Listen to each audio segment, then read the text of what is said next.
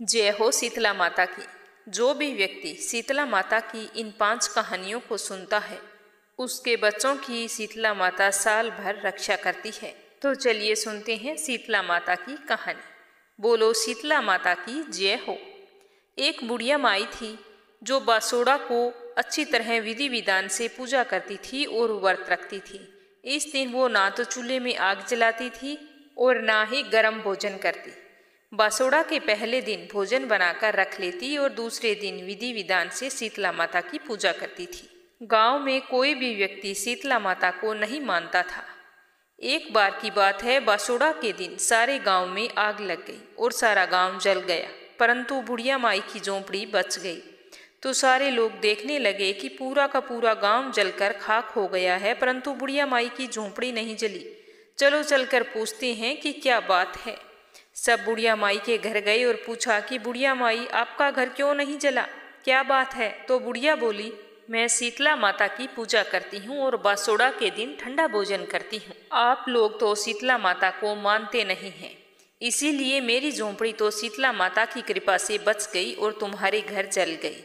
तो उसके बाद में पूरे गांव के लोग बासोड़ा के दिन अच्छी तरह विधि विधान से पूजा करते और ठंडा भोजन करते और शीतला माता की व्रत कथा सुनते। जिस दिन शीतला माता की धूप लगानी हो तो उस दिन पहले ही खाना बनाना चाहिए। हे शीतला माई, जैसे बुढ़िया माई की रक्षा की वैसी हमारी करना और हमारे बाल बच्चों की भी रक्षा करना, हर बीमारी से उन्हें बचाए रखना।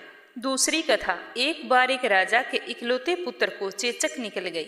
उसी राज्य में एक काछी पुत्र को भी चेचक निकली हुई थी। काछी परिवार बहुत ही गरीब था, पर वह भगवती का उपासक था। वह धार्मिक दृष्टि से जरूरी समझे जाने वाले सभी नियमों को बीमारी के दौरान भली भांति निभाता था। वह हर साल शीतला माता की विधि विधान से पूजा किया करता था। तो जब भी वह शीतला माता की पूजा करता तो पूरे 7 दिन करता था। तो 7 दिन वो नमक नहीं खाता था, सब्जी में ना छमका लगाता था और ना ही तली भुनी चीज लेता था। गरम वस्तु ना तो स्वयं खाता और ना अपने बच्चे को देता। तो ऐसा करने से उसका पुत्र जल्दी ही ठीक हो गया।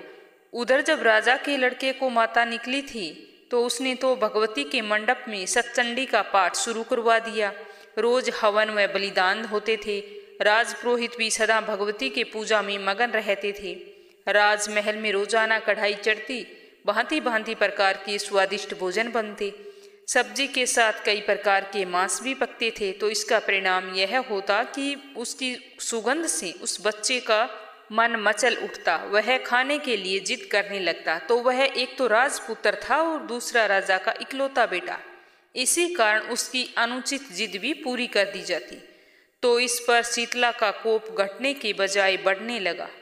उसे चेचक के साथ साथ उसे बड़े बड़े फोड़े भी निकल आए, जिसमें खुजली व जलन होने लगी। शीतला की शांति के लिए राजा जितने भी उपाय करता, शीतला माता का प्रकोप उतना ही बढ़ता जाता। राजा की अज्ञानतावश राजा के यहाँ सारे कार्य उल्टे हो रहे थे। इससे राजा बहुत ही अधिक परेशान हो उठा और उसकी समझ में नहीं आ रहा था कि इतना सब करने के बाद भी शीतला माता का प्रकोप शांत क्यों नहीं हो रहा है। एक दिन राजा के गुप्तचरों ने उन्हें बताया कि काछी पुत्र को भी चेचक निकली थी, परंतु वह तो बिल्कुल ठीक हो गया। तो यह जानकर राजा सोच में पड़ गया कि मैं तो इतनी शीतला माता की सेवा करता हूँ, पूजा और अनुष्ठान में कोई भी कमी नहीं रखता, फिर भी मेरा पुत्र अधिक रोगी होता जा रहा है, जबकि काछी पुत्र बिना सेवा पूजा पाठ के ही ठीक हो गया है। यह सोचते सोचते राजा को नींद आ गई। तो सफेद वस्त्र धारण किए सपने में उसे शीतला माता ने दर्शन देकर कहा कि हे राजन, मैं तुम्हारी सेवा अर्चना से प्रसन्न हूँ, इसीलिए तुम्हारा पुत्र आज जीवित है।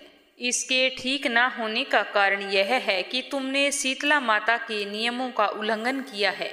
अतः तुम शीतला माता के नियमों का पालन कर, तेरा पुत्र अवश्य ठीक हो जाएगा। यह कहकर शीतला माता अंतर्ध्यान हो गई। प्रातः उठते ही राजा ने जैसा शीतला माता ने बताया था उसी अनुसार शीतला माता की पूजा अर्चना की।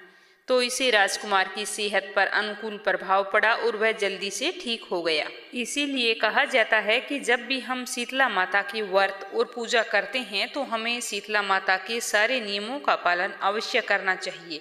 ऐसा करने से हमें पुण्य ही नहीं मिलता बल्कि हमारे समस्त दुखों का निवारण भी होता है। तीसरी कहानी। एक गांव में ब्राह्मण दंपति रहते थे। दंपति के 2 बेटे और 2 बहुएं थीं। दोनों बहुओं को बहुत ही लंबे समय के बाद बेटों की प्राप्ति हुई। इतने में शीतला सप्तमी का पर्व आ गया। घर में पर्व के अनुसार ठंडा भोजन तैयार किया गया। तो दोनों बहुओं के मन में विचार आया कि यदि हम ठंडा भोजन करेंगी तो बीमार हो जाएंगी। हमारे बच्चे अभी छोटे हैं, वो भी बीमार हो जाएंगे।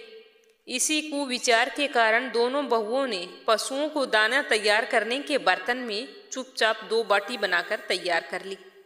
सास बहू शीतला की पूजा करने गई तो शीतला माता की वहां पर कथा सुनी, पूजा की और बाद में सास तो शीतला माता के भजन करने के लिए बैठ गई और दोनों बहुएं बच्चे के रोने का बहाना बनाकर घर आ गई और दाने के बर्तन से गरम गरम रोटले निकाले और चूरमा बनाकर भर पेट भोजन कर लिया।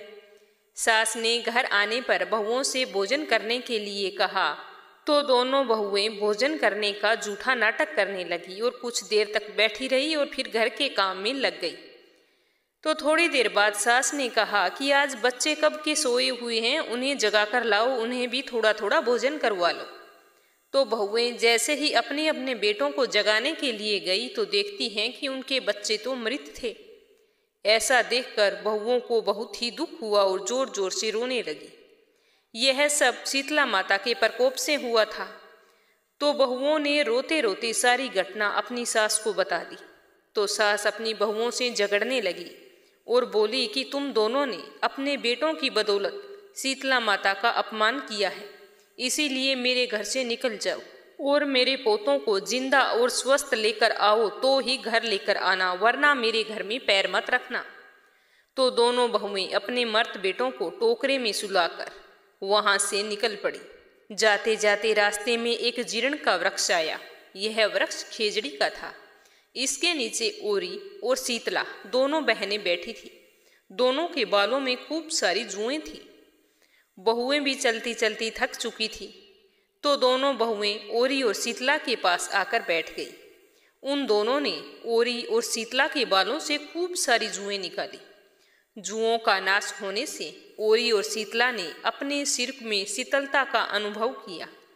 तो उन्होंने कहा कि तुम दोनों ने हमारे मस्तिष्क को शीतल और ठंडा किया है, वैसे ही तुम्हारे पेट को भी शांति मिले। तो दोनों बहुएं एक साथ बोली कि पेट का दिया हुआ लेकर ही तो हम मारी मारी भटकती फिर रही हैं, परंतु शीतला माता के दर्शन नहीं हुए। ये सब कहकर दोनों ने रोते रोते सारी आत्मकथा उन दोनों को सुना दी। तो शीतला माता ने कहा कि तुम दोनों तो पापिन हो, दुष्ट हो और दुराचारिणी हो। तुम्हारा तो मुंह देखने का भी धर्म नहीं है। शीतला सप्तमी के दिन ठंडा भोजन करने के बजाय तुम दोनों ने गर्म भोजन बना के कर लिया था और मेरे भोजन का अपमान किया था, इसीलिए तुम मेरे नजरों के सामने से हट जाओ। तो यह सुनते ही बहुओं ने शीतला माता को पहचान लिया और दोनों देवरानी जेठानी ने दोनों माताओं का वंदन किया और गिड़गिड़ाते हुए उनके पैर पकड़ लिए और कहने लगी कि हे माँ, हम तो भोली भाली हैं, अनजाने में गर्म भोजन खा लिया।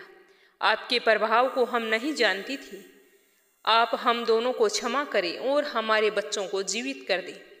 आगे से दोबारा हम ऐसा कृत्य नहीं करेंगे जिससे आपका अपमान हो। तो उनके पश्चाताप भरे वचनों को सुनकर दोनों माताएं प्रसन्न हुई। शीतला माता ने मृत बालकों को जीवित कर दिया। बहुएं दोनों बच्चों के साथ आनंद पूर्वक अपने गांव को लौट आई।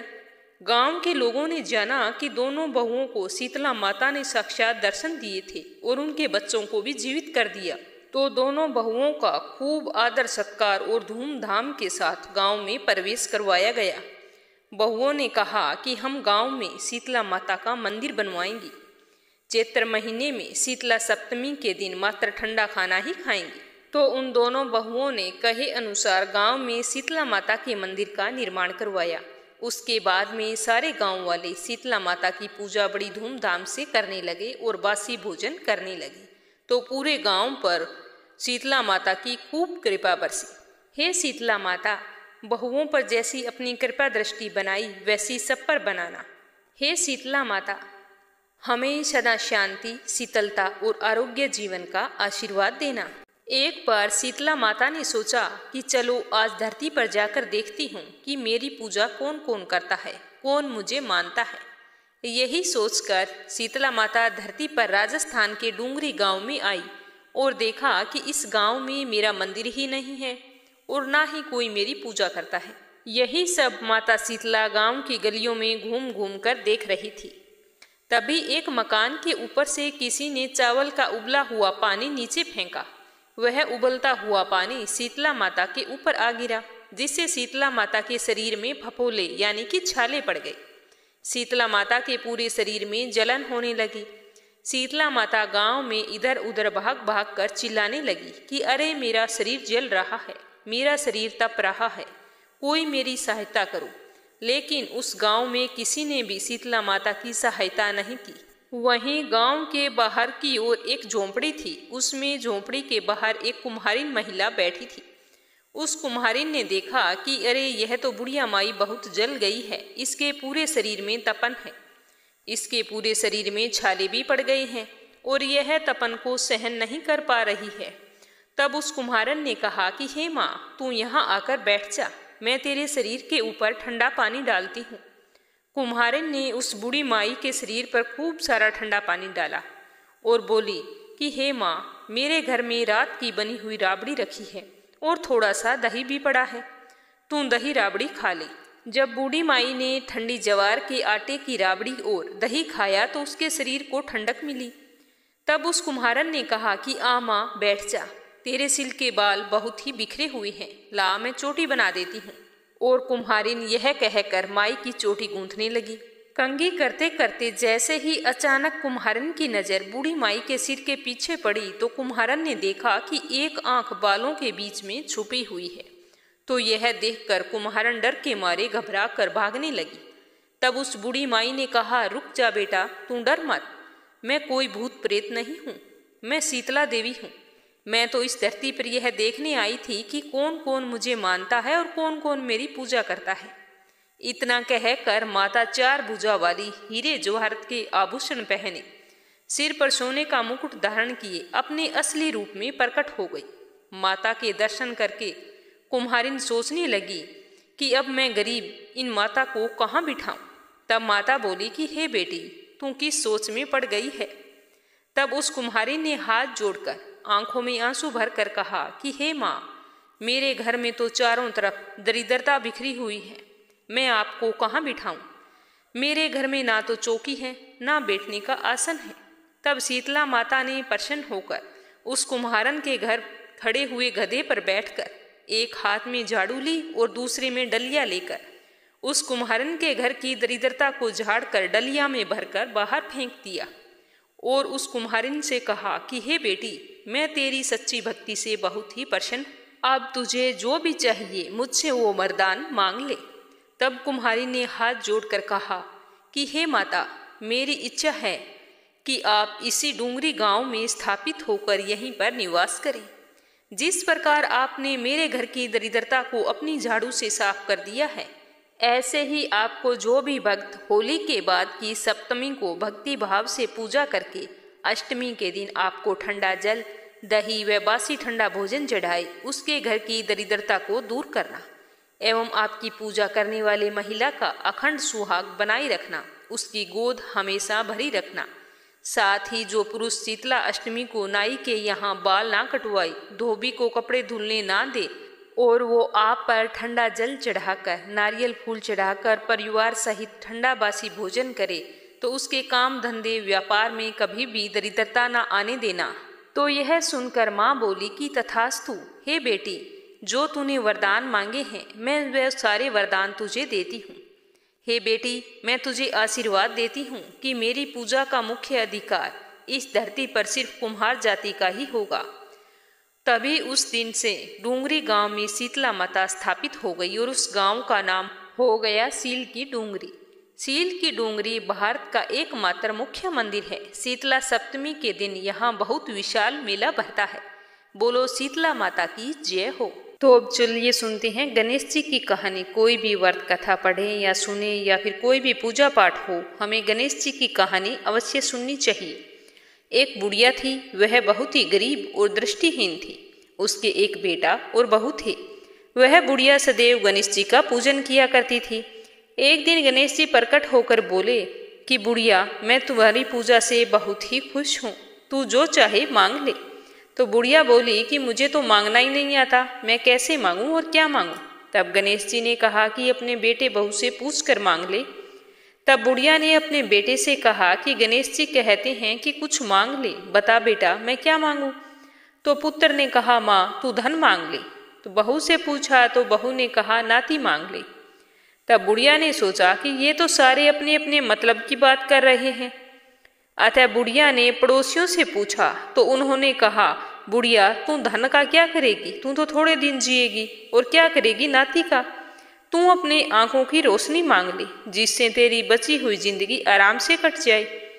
तो इस पर बुढ़िया गणेश जी से बोली कि ये गणेश भगवान, यदि आप मुझ पर प्रसन्न हैं तो मुझे 9 करोड़ की माया दे, निरोगी काया दे, अमर सुहाग दे, आंखों की रोशनी दे, नाती दे, पोता दे, सब परिवार को सुख दे और अंत में मोक्ष दे।